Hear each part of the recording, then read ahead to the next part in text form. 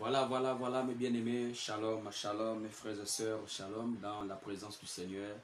Que le Seigneur encore vous comble ce soir, qu'il vous donne la révélation de la parole, qu'il vous fortifie parce qu'il est le seul qui est là, qui veille sur nos cœurs.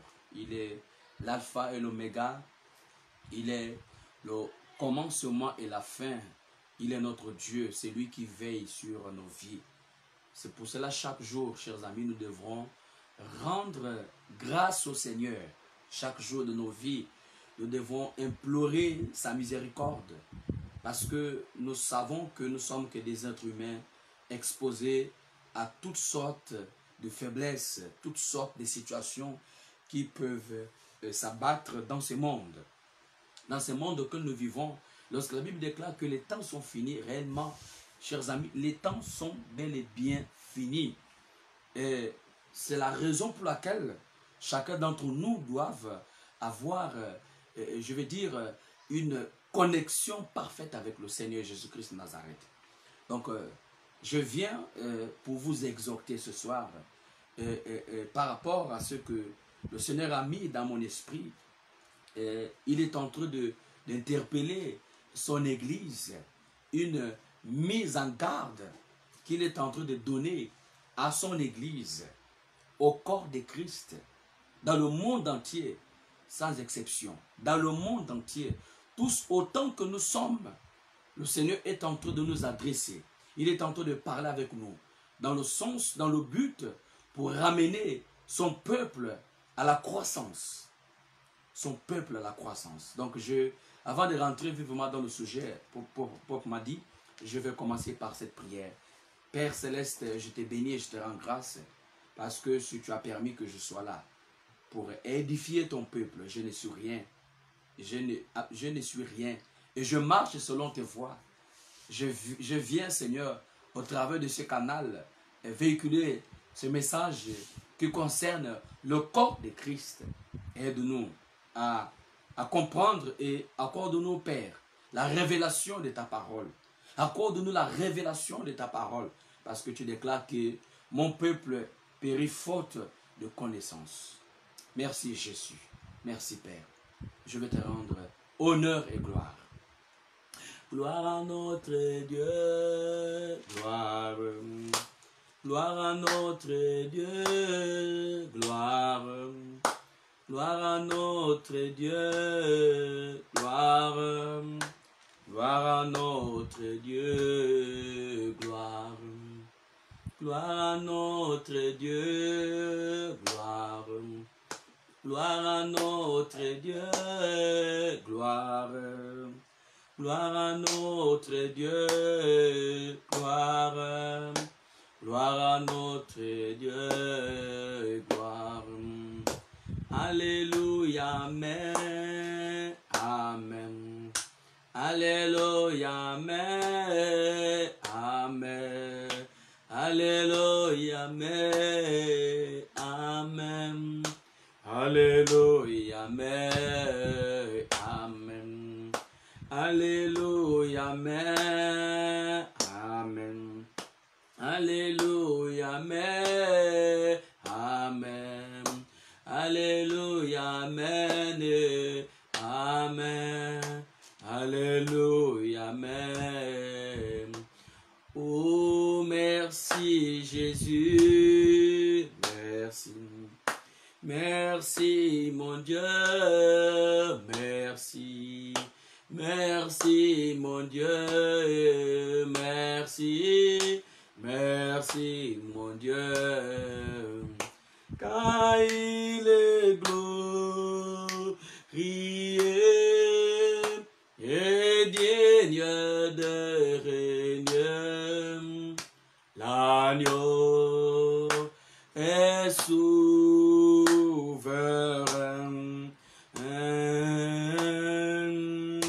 Nous élevons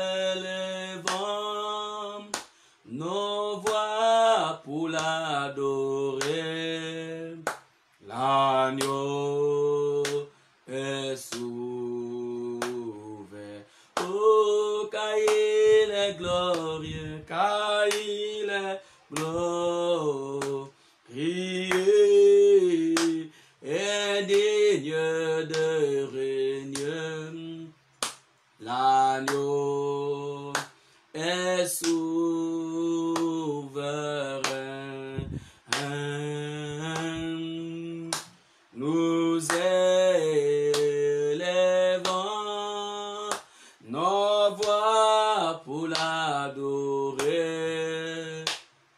L'agneau est souverain. À toi la gloire, l'agneau souverain, notre Dieu, l'Éternel, qui nous donne la vie, celui qui vient, celui qui veille sur Israël, celui qui change des temps et des circonstances. Il est le Dieu qui nous révèle de grandes choses. Il est le Dieu qui se manifeste au milieu de son peuple, car il a racheté son peuple depuis des générations sur la croix de Golgotha. Ô Père, merci pour ton amour, merci pour ta présence, et que le règne et la gloire te reviennent.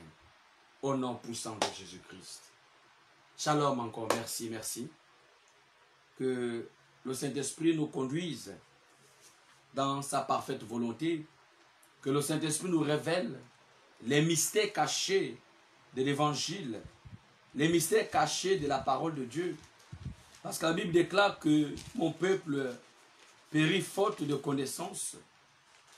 Et la Bible dit que plus que tu as rejeté ma connaissance, je te rejetterai aussi. C'est ce que la Bible nous révèle et nous relate. Que mon peuple est détruit faute de connaissance. Donc j'aimerais partager cette exhortation avec vous. Une mise en garde. Une mise en garde au corps de Christ. Je lance cet appel. Revenons aux écrits. Revenons à la volonté parfaite de Dieu. Acceptons la vérité et changeons de vie. Changeons de vie. Jésus-Christ disait que si une branche qui est attachée à lui, qui ne porte pas de fruits, il le retranche. Lorsqu'on vient vers Christ et qu'on ne porte pas de fruits, qu'il n'y a pas d'évolution, je veux dire quand il n'y a pas de changement, lorsque le peuple de Dieu n'est pas en train de rentrer en profondeur et chercher la révélation de la parole de Christ, le problème c'est là. Parce que les gens, le corps de Christ, l'église de Christ, selon la fin du temps, est en train de marcher par la vue et non par la foi et non par la révélation. Quand nous marchons par la vue et que nous ne marchons pas par révélation, nous perdons l'équilibre. Et ça fait en sorte que, en fait, on se balade de gauche à droite. On n'est pas fixé. On n'est pas fixé parce qu'on ne marche pas par révélation. On marche par ce que les hommes veulent dire ou bien veulent entendre. Mais c'est triste. Écoutons ce que la Bible nous révèle ici. Je ne serai pas long avec vous, je serai bref, juste pour vous exhorter et que nous puissions dormir avec cet enseignement dans la parole du Seigneur. Donc, dans Hébreu au chapitre 5. Hébreu au chapitre 5, à partir du verset 11. Nous allons regarder ici ce que la Bible nous révèle ici. Donc, par rapport au thème, parce que le thème il est là, c'est justement, c'est ce qui est dit, mise en garde contre la chute. Voilà. Donc, je n'ai rien inventé, c'est tout ce qui est là, tout ce qui est écrit. Au verset 11, la Bible dit ceci, nous avons beaucoup à dire là-dessus. L'apôtre Paul est en train de nous révéler quelque chose ici rapidement. Il dit, nous avons beaucoup à dire là-dessus et des choses difficiles à expliquer parce que vous êtes devenus lents à comprendre. Oh, c'est triste. La Bible nous fait cette remarque que nous sommes devenus lents à comprendre. Ensuite, et vous, en effet, qui depuis longtemps devrez être des maîtres, vous avez encore besoin qu'on vous enseigne les premiers rudiments des oracles de Dieu. Vous en êtes venus à avoir besoin de lait et non de la nourriture solide, car quiconque en est au lait n'a pas d'expérience, ou encore n'a pas l'expérience de la parole de justice, car il est un enfant. Oh, c'est intéressant. Parfois, quelqu'un peut être adulte physiquement, c'est-à-dire que tu peux avoir une bonne complétion, une bonne forme, mais à l'intérieur de toi, tu es encore un enfant. Parce que lorsqu'on parle d'un enfant, pas forcément dans le sens des enfants, des bébés que nous avons à la maison, mais aussi il s'agit de la mentalité.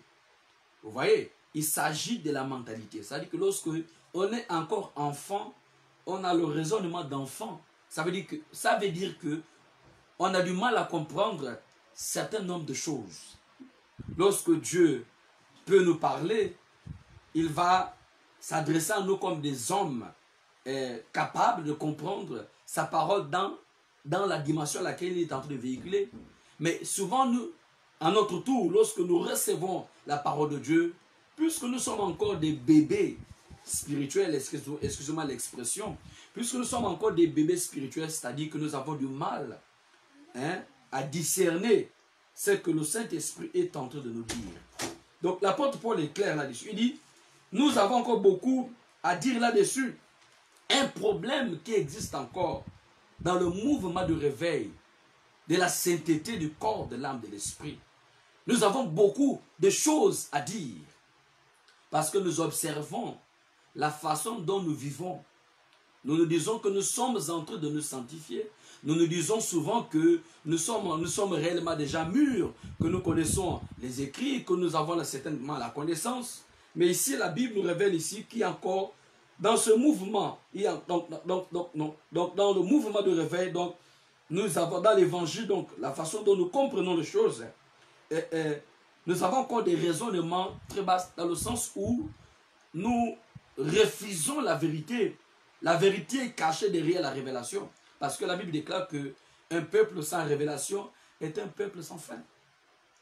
Vous voyez? Donc lorsque on va commencer à négliger la révélation, vous comprenez? Et les choses deviendront difficiles. Parce que Dieu nous parle de plusieurs manières. Il ne parle pas des prophéties, pas des songes. Tout ce que nous voyons autour de nous. Et un événement peut se produire en toi. Le Saint-Esprit se révèle et il s'adresse à toi. Mais il faudrait que tu acquises certaines connaissances pour comprendre que là, le Saint-Esprit est en train de me révéler quelque chose. Nous avons beaucoup de choses à dire là-dessus, des choses difficiles à expliquer parce que vous êtes devenus lents à comprendre. Waouh!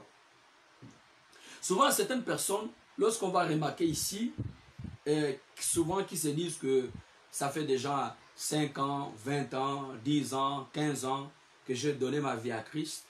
Ça fait 20 ans, 5 ans que j'ai donné ma vie à Christ. Mais ce qui est triste dans tout ça, c'est quoi? C'est parce que le raisonnement ne change pas. Regardez cette personne.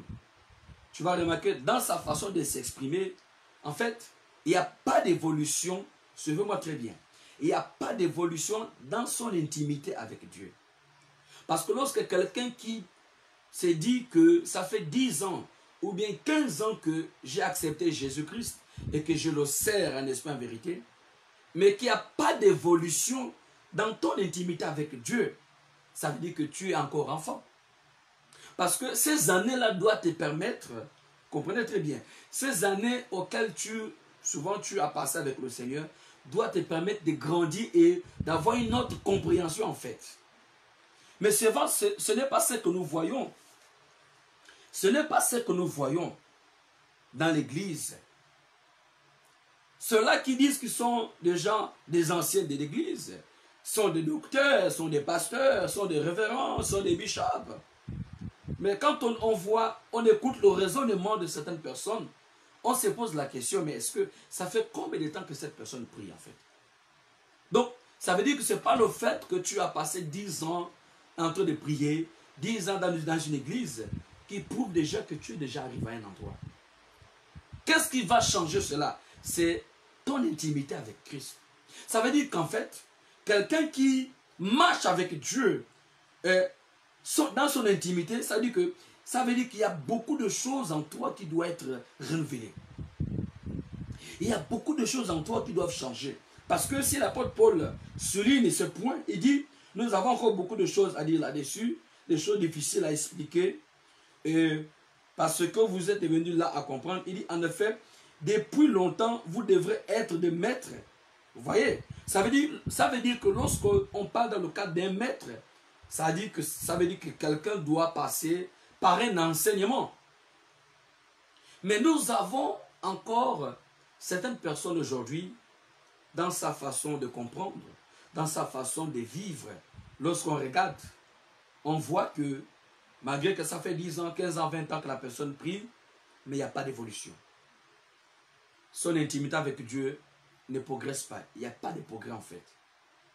La personne bascule encore. La personne en fait n'est pas sûre de certaines choses. Et c'est triste.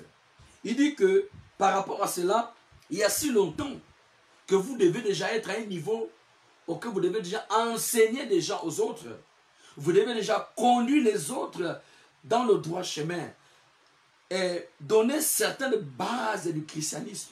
Nous avons encore des chrétiens, excusez-moi, je suis désolé, mais c'est une vérité, des chrétiens qui ne connaissent même pas la définition d'un jeûne. C'est quoi un jeûne selon Dieu? Nous avons des chrétiens qui ne connaissent même pas ce qu'on appelle le baptême de l'esprit. Nous avons encore des personnes qui ne connaissent même pas ce qu'on appelle le Saint-Esprit. Qui ne connaissent même pas ce qu'on appelle qui est le Saint-Esprit. Et quel est le rôle que le Saint-Esprit joue dans la vie d'un individu, dans la vie d'un chrétien. Nous avons encore des gens qui ne connaissent pas ça. Certainement qui n'ont pas suivi, je veux dire, certains enseignements, certaines bases. Nous avons encore des gens qui n'arrivent même pas à définir c'est quoi même le baptême d'eau. Et c'est quoi le baptême du Saint-Esprit. Nous avons encore certaines personnes même qui ont du mal à expliquer c'est quoi la nouvelle naissance. C'est quoi la nouvelle naissance? Et comment faire pour pardonner? Et c'est ce que l'apôtre Paul est en train de dire ici. Il dit depuis fort longtemps, vous devez être des maîtres. Vous devez être des maîtres. Mais jusqu'alors, vous ne grandissez pas. Vous ne grandissez pas et c'est la raison pour laquelle vous êtes toujours au même niveau. Parce que nous avons encore des chrétiens encore, dans ce temps de la fin, qu'on doit encore enseigner comment on fait pour pardonner. Comment tu dois faire pour pardonner à ton frère. Comment tu dois faire pour pardonner à ta soeur. Nous avons encore des chrétiens qui sont encore à ce niveau-là. Nous avons encore certaines personnes aussi qui ne connaissent même pas la volonté de Dieu. C'est quoi la volonté de Dieu pour sa vie? Qu'est-ce que Dieu pense de toi? Qu'est-ce que Dieu veut de toi? Quelle est sa volonté? Nous avons encore des personnes, des chrétiens qui ne connaissent même pas leur mission sur terre. Pourquoi tu existes? Pourquoi tu vis?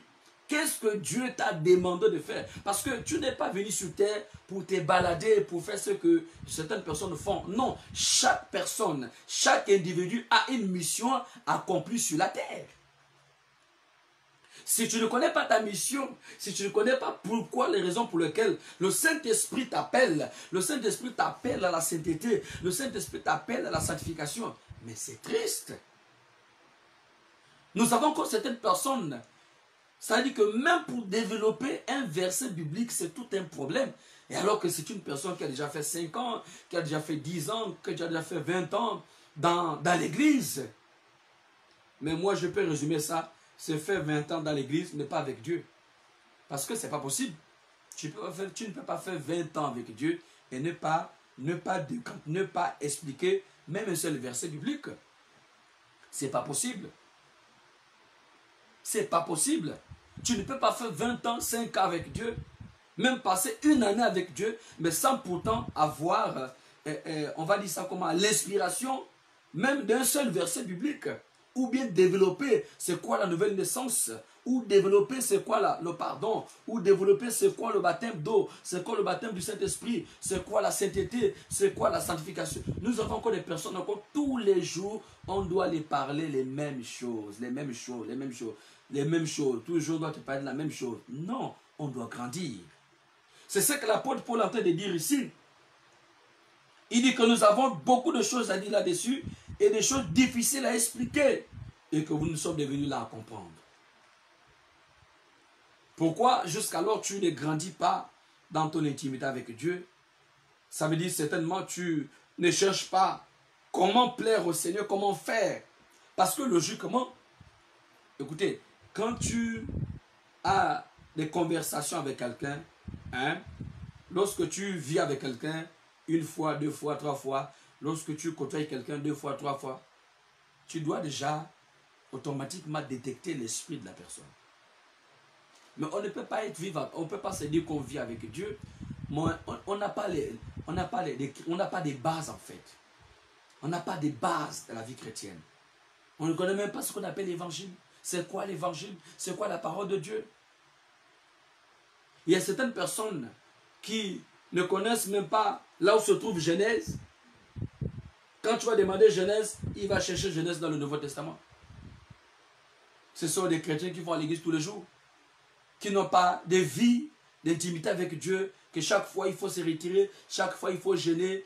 Certaines personnes ne connaissent même pas la vraie définition de la vie spirituelle. C'est quoi la vie spirituelle? C'est quoi le ciel? C'est quoi l'enfer? Vous voyez? Pourquoi? Parce que on se limite seulement à ce qu'on nous dit. Mais on ne cherche pas à savoir, on ne vient pas vers le Seigneur, on ne cherche pas à grandir. Parce que lorsque tu es constamment avec Dieu, tu ne peux plus être la même personne. Non, ce n'est pas possible. Dieu, le Saint-Esprit, ce n'est pas un esprit, il ne travaille pas avec la monotonie en fait. Ce n'est pas un esprit monotone, vous voyez? Le Saint-Esprit est un esprit qui prévoit, c'est un esprit qui dialogue, c'est un esprit qui parle. Parce qu'à chaque fois, chaque jour, lorsque tu es en connexion avec Dieu, il doit t'annoncer, il doit te révéler, il doit forcément te dire, il ne peut pas te dire la même chose tous les jours. Non, non, le Saint-Esprit ne révèle pas, il communique. C'est une personne qui communique. Il y a des gens qui se sont limités seulement, ils pensent que le Saint-Esprit c'est seulement une puissance. Le Saint-Esprit est une personne. Le Saint-Esprit est Dieu. Nous devons connaître ses profondeurs. Quel est le rôle qu'il va jouer à moi? Qu'est-ce qu'il va faire lorsque je l'invite? Quel est le rôle qu'il doit jouer dans ma vie? C'est très important. Et il dit ici, il dit au verset 12, vous en effet depuis longtemps, vous devez être de maître, vous avez encore besoin qu'on vous enseigne les premiers rudiments des oracles de Dieu. Lorsqu'on parle des premiers rudiments des oracles de Dieu, on parle d'abord de la nouvelle naissance, on parle du baptême, on parle des bases d'abord, c'est quoi la parole de Dieu. Vous voyez, ce sont ces choses-là, parce que lorsque tu te mets à parler de Jésus à quelqu'un, il faut avoir la base d'une certaine nombre de choses. Parce que si on va te poser la question, c'est quoi? Qui est Jésus? Qui est le Saint-Esprit? Il y a certaines personnes qui ont du mal à donner certaines explications. C'est triste. Parce que un homme ne peut pas être avec Dieu et ne pas grandir. Ce n'est pas possible. Tu dois forcément atteindre certaines dimensions de ta chrétienté. Tu dois forcément être à un niveau où le Saint-Esprit doit être en parfaite connexion avec toi. Comment on peut expliquer une personne qui va se dire que je connais Dieu? Mais il y a certaines bases, il y a des choses auxquelles tu dois connaître. C'est une obligation. Regardez, nous allons poursuivre ici dans 1 Pierre au chapitre 4. 1 Pierre chapitre 4. C'est vraiment triste que Dieu nous aide. Que le Saint-Esprit nous aide. 1 Pierre chapitre 4. Allons commencer à partir du verset 18. La Bible dit, allons commencer au verset 16. Mais si quelqu'un souffre comme chrétien, qu'il n'ait point honte. Tu entends? Mais si quelqu'un souffre comme chrétien, qu'il n'ait point honte, et que plutôt qu'il soit glorifié, ou plutôt, pardon, et que plutôt il soit glorifié, Dieu à cause de son nom. Au verset 17, car c'est le moment où le jugement va commencer par la maison de Dieu. Or, si c'est par nous qu'il commence, quelle sera la fin de ceux qui n'obéissent pas à l'évangile de Christ? Vous voyez? Si quelqu'un peut souffrir, que tu souffres à cause de Christ, ça ne doit pas être pour toi un objet de honte. Tu dois te réjouir parce que c'est pour la gloire de Dieu. Mais la Bible, l'apôtre Pierre est en train d'expliquer quelque chose rapidement ici. Il dit que le jugement, en ce moment, le jugement commencera dans la maison de Dieu. Le jugement commencera dans la maison de Dieu. Ça veut dire que le temps auquel nous vivons, le Saint-Esprit, le Seigneur est en train de frapper parce que le jugement commencera d'abord dans la maison de Dieu. Sans exception, c'est dans la maison de Dieu que ça va commencer. C'est dans la maison de Dieu que ceux qui se disent enfants de Dieu, ceux qui se disent chrétiens, ceux qui se disent que vraiment ils sont baptisés, confirmés, qu'ils marchent avec Dieu, c'est par là où Dieu va commencer. Et c'est ce que nous sommes en train de vivre. Parce qu'il y a un jugement qui est en train de s'abattre dans ce monde. Le jugement commencera dans la maison de Dieu. Or, si c'est pour nous qu'il commence, quelle sera la fin de ceux qui n'obéissent pas à l'évangile? Ça veut dire que si Dieu commence déjà à frapper les chrétiens, si Dieu commence déjà à frapper ceux-là qui se disent chrétiens, ceux-là qui se disent enfants de Dieu, hein, qui commencent à porter un jugement, commencent à chicoter. Maintenant, imaginez les païens. Imaginez ceux qui ne craignent pas Dieu. Imaginez ceux qui ne croient pas en Dieu. Comment sera leur sort? Si un chrétien peut se retrouver en enfer, imaginez celui ou celle-là qui refuse de croire en Christ, qui refuse de donner sa vie à Dieu, qui refuse de se sanctifier. Imaginez comment sera la sentence de cette personne. Donc si déjà un chrétien est jugé, si déjà un chrétien est puni, si déjà un chrétien est rejeté, imaginez maintenant un païen, quelqu'un qui ne craint pas Dieu. Chers amis, le jugement commencera dans la maison de Dieu. Dans ce temps de la fin, le jugement commencera dans la maison de Dieu. Mais il est temps qu'on grandisse. Il est temps qu'on acquise certaines connaissances. Il est temps qu'on cultive notre relation, notre intimité avec Dieu. Il est temps qu'on grandisse. Il est temps qu'on se développe. Il est temps qu'on change notre façon d'être. Il est temps que notre relation avec Dieu doit prendre un autre volume. Notre relation avec Dieu doit atteindre notre dimension. C'est possible. C'est possible. Au verset 18. Et si le juste se sauve avec peine, que deviendront l'impie et le pécheur, ainsi que celui qui souffre selon la volonté de Dieu, remettre les âmes au fidèle Créateur en faisant ce qui est bien. Écoutez-moi très bien. La Bible dit, si pour un juste, c'est avec peine qu'un juste peut être sauvé, imaginez un païen. Voilà pourquoi je dis souvent que les gens qui pensent que parce qu'ils se sont dépouillés physiquement, la personne ne porte plus les collants, tu ne mets plus les mèches sur toi, et tu penses que tu es déjà prêt pour le ciel. Regardez ce que la Bible dit ici. Si le juste, c'est avec peine, c'est avec difficulté qu'il arrive, qu'il entre au ciel. Imaginez celui qui ne s'est pas dépouillé. Voilà pourquoi on dit souvent que le dépouillement c'est tous les jours. Le dépouillement du corps, le dépouillement de l'âme, le dépouillement de l'esprit, ce sont ces choses-là qui doivent interpeller tout enfant de Dieu. Parce qu'on peut se dépouiller du corps et on peut ne pas se dépouiller dans l'âme et dans l'esprit. On peut rater l'enlèvement, on peut rester. Donc, absolument rien nous garantit. Si c'est avec peine qu'un juste peut être sauvé, imaginons, parce que nous sommes sauvés par grâce, chers amis.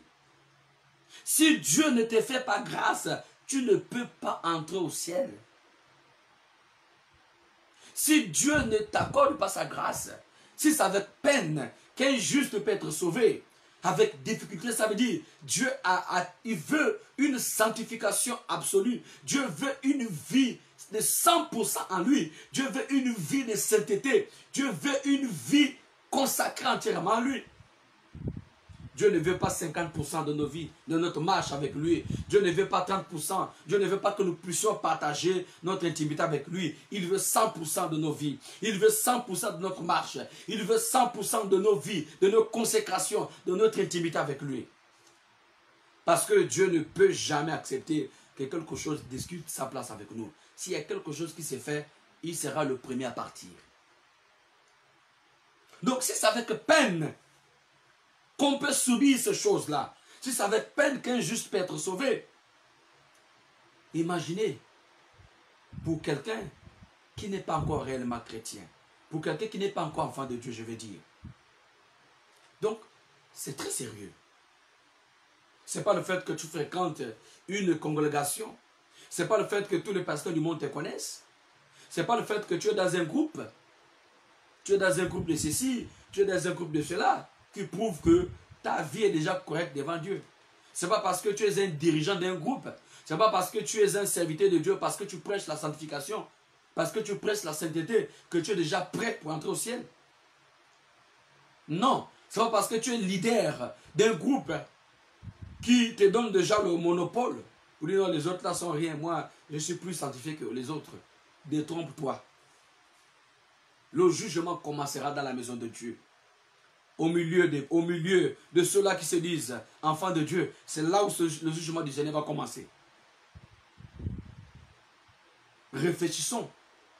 Donc, si nous ne grandissons pas, nous ne pouvons pas comprendre ce passage biblique-là. Et ce passage-là est clair là-dessus. Ça veut dire que ce n'est pas par notre force, mais par la force de l'Éternel. C'est par la force de notre Seigneur Jésus-Christ. C'est lui, c'est pour cela, chaque jour de nos vies, nous devons venir auprès de lui. Dit, Père, aide-nous. Père, aide-moi à mener une vie qui doit te plaire. Chaque jour, nous devons chercher la volonté de Dieu. Rapidement, Galates, oh Seigneur, sois béni. Galates au chapitre 6. Galates chapitre 6. Oh, ce passage m'a trop choqué. Si c'est avec peine qu'un juste est sauvé. Waouh. Waouh. Seigneur, aide-nous. Comprenons les écrits, chers amis. Comprenons la volonté du Seigneur. Là où le Saint-Esprit est en train de nous amener. Comprenons là où le Saint-Esprit veut nous donner la révélation qu'il est en train de partager avec nous. Galates chapitre 6, à partir du verset 8. La Bible dit ceci. Voilà. Au verset 7. Ne vous y trompez pas. On ne se moque pas de Dieu. Ce qu'un homme aura sémé, il moissonnera aussi.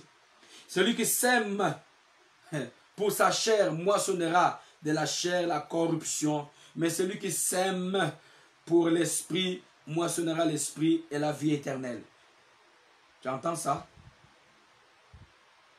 Que on ne se trompe pas. Celui qui sème la justice récoltera la justice. Celui qui sème l'iniquité récoltera l'iniquité, la mort. Ça veut dire que le bien que tu vas faire sur terre va qualifier aussi ta vie devant Dieu. Si tu fais le mal, ce mal-là, avant, vous savez, il y a des choses qu'on peut commencer à payer bien avant qu'on quitte ce monde. Il y a des choses qu'on peut commencer à payer et finir, je vais dire, le mal que tu es en train de s'aimer, le mauvais cœur que tu es en train de faire aux autres, la sorcellerie que tu es en train de faire, la condamnation que tu es en train de faire aux autres, ce sont ces choses qui vont te rattraper si tu ne te répands pas. Et ce qui est terrible, c'est que les conséquences, tu vas les subir aussi également en enfer. Parce que si quelqu'un sème le bien, un enfant de Dieu qui fait le bien, qui marche selon Christ, en fonction de la vie que cette personne mène, naturellement, va recevoir ses récompenses en fonction de la façon dont la personne a servi Dieu. Nous avons encore des enfants de Dieu aujourd'hui que leur maison au ciel est encore sur le soubassement. C'est important. Il faut demander à Christ, il faut demander au Seigneur de te montrer l'état de ta maison au ciel. Parce que, écoute, si tu n'as pas de maison au ciel, tu habiteras à la cour commune. Il est mieux que nous serons sauvés par grâce. Nous avons encore des gens aujourd'hui qui ne se préoccupent même pas quel est l'état de sa maison au ciel. Peut-être c'est encore le soubassement. Peut-être que la maison est déjà terminée. Peut-être que la maison, je ne sais pas. Est-ce que tu as cherché à savoir dans quel état ta maison se trouvait au ciel? Dans quel état? Dans quel état? Ça veut dire qu'aujourd'hui, les gens ont perdu la sensibilité spirituelle pour faire s'accrocher aux choses que les gens disent. Mais la vérité ici, si tu sèmes le mal, c'est ce mal qui va te poursuivre. Si tu sèmes le bien, c'est le bien aussi qui va te poursuivre. Donc la vie des cachets, ça n'existe pas. Dieu, c'est comme ça. Si tu marches dans ses voies, il est là pour te guider, il est là pour t'aider. Regardez rapidement, pour terminer, je disais que je ne serais pas là avec vous. Matthieu chapitre 13. Matthieu chapitre 13.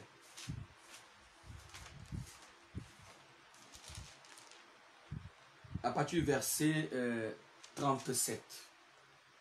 Matthieu 13, 37. Aide-nous, Jésus. Aide-nous, Père. Matthieu 13, verset 37.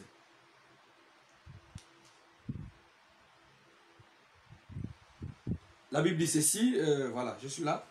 Il est répondu, celui qui sème la bonne semence, c'est le Fils de l'homme. Le champ, c'est le monde, et la bonne semence, ce sont les fils du royaume. L'ivraie, ce sont les fils du malin. Celui qui est capable de s'aimer, chers amis, la bonne semence, c'est le Fils de l'homme. C'est Jésus-Christ de Nazareth. Maintenant, la mauvaise semence vient de qui? Du malin. Vient de qui? De Satan. Ce sont les démons qui viennent, qui nous poussent à commettre souvent un certain nombre de choses. La Bible déclare que celui qui vaincra héritera le royaume de Dieu. Ça veut dire que si tu ne veilles pas sur ta marche avec Christ, tu peux te retrouver dans des positions terribles. Tu peux te retrouver dans un endroit où il ne fallait pas. Si tu n'as pas veillé sur ta vie, ça ne veut pas dire parce que tu es rempli du Saint-Esprit, parce que le Saint-Esprit est avec toi, que les choses ne peuvent pas basculer. Si tu ne veilles pas, le Saint-Esprit quittera, il partira de ton corps, il partira de ta vie. Si tu ne le préserves pas, si tu n'accordes pas l'importance de ce qu'il doit avoir, si tu ne donnes pas une place importante au Saint-Esprit, il partira dans ta vie. C'est très important. Celui qui sème la bonne semence, c'est le Seigneur Jésus. Mais c'est le malin qui vient s'aimer la mauvaise semence. Regardez, au lieu que nous marchons, nous recevons la bonne semence, mais nous marchons dans la mauvaise semence. Tout dépend de ce que tu entends. Tout dépend de ce que tu reçois. Tout dépend de ce que tu vois. La mauvaise semence est en train de prendre de l'ampleur dans le corps de Christ. Les gens s'accrochent plus au mal qu'au bien. Le monde est en enfer. Et réellement, nous vivons les derniers temps. Nous vivons les derniers temps où les gens sont plus attachés au mal qu'au bien. Car le mal n'est rien d'autre que le fruit du péché. Chers amis, examinons nos vies. Grandissons. Grandissons dans notre marche avec Christ. Essayons d'atteindre certaines dimensions. Essayons de grandir dans notre intimité avec Dieu pour avoir le langage spirituel, pour comprendre le langage spirituel, parce que nous avons un langage spirituel et nous avons aussi un langage terrestre. Cherchez les choses d'en haut, où Christ est assis à la droite de Dieu. Donc le Seigneur donne une mise en garde à son Église. Il est temps que l'Église, le corps de Christ, se réveille et sorte de cette dimension d'être enfant et venir adulte. L'apôtre Paul pouvait dire que lorsque j'étais enfant, je parlais comme un enfant, je raisonnais comme un enfant. Maintenant, je suis devenu adulte, je raisonne comme un adulte. Donc, le Saint-Esprit est en train de chercher ceux-là qui sont en train de grandir. Tu dois réfléchir et analyser dans ta vie spirituelle. Qu'est-ce que tu n'arrives pas à faire? Qu'est-ce que tu n'arrives plus à faire? Et mettre un programme bien établi afin que le Saint-Esprit t'aide. Parce que si tu n'as pas d'intimité avec Dieu, il y a forte chance que tu peux rater l'enlèvement. C'est une vérité que je vous dis. Si nous n'avons pas d'intimité avec Dieu, dans les fortes chances, nous pouvons rater l'enlèvement. Vous savez pourquoi? Parce que lorsqu'on n'a plus d'intimité avec Dieu, on est exposé au mal et facilement le péché peut entrer. Facilement, on peut pécher sans le savoir. Facilement, on peut faire quelque chose sans pourtant se rendre compte. Mais quand nous avons d'intimité, quand nous avons plus d'intimité avec Dieu, avant de commettre quelque chose de mauvais, le Saint-Esprit résonne en nous. Le Saint-Esprit nous parle, il nous guide. Il est là, c'est pour veiller sur nous. Il est là, c'est pour nous protéger. Donc, lorsque nous perdons les pédales, lorsque nous n'avons plus de connexion avec le Saint-Esprit, qu'est-ce qui va se passer? On va automatiquement recevoir la mauvaise sémence. Et beaucoup portent la mauvaise sémence. Beaucoup des enfants de Dieu portent la mauvaise sémence. Voilà pourquoi vous allez voir, vous allez entendre toutes sortes de choses dans le corps de Christ.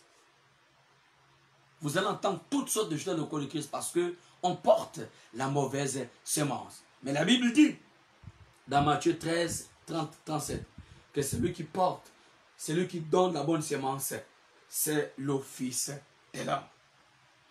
C'est Jésus-Christ de Nazareth. C'est lui qui donne la bonne sémence. C'est celui qui nous reconstruit. C'est celui qui rend notre vie solide. C'est celui qui nous fortifie. C'est pour cela que nous devons prier. Nous devons jeûner. Nous devons méditer la parole de Dieu. Parce que ce sont ces choses-là qui nous maintiennent en vie. Ce sont ces choses-là qui gardent notre relation personnelle avec le Seigneur. Voilà, j'en ai terminé. C'était juste pour partager cette pensée que le Seigneur a mis en moi. Dormez avec cette pensée. Cherchons plus la vision. Cherchons la révélation du Seigneur. Donc, on se retrouve, chers amis, tout à l'heure à 6 heures. Nous avons trop dormi. Nous avons trop dormi. Et c'est maintenant que nous devons nous lever pour chercher la face du Seigneur. Donc, nous ne pourrons jamais nous décourager parce que la Bible déclare que par la foi, mon juste vivra par la foi.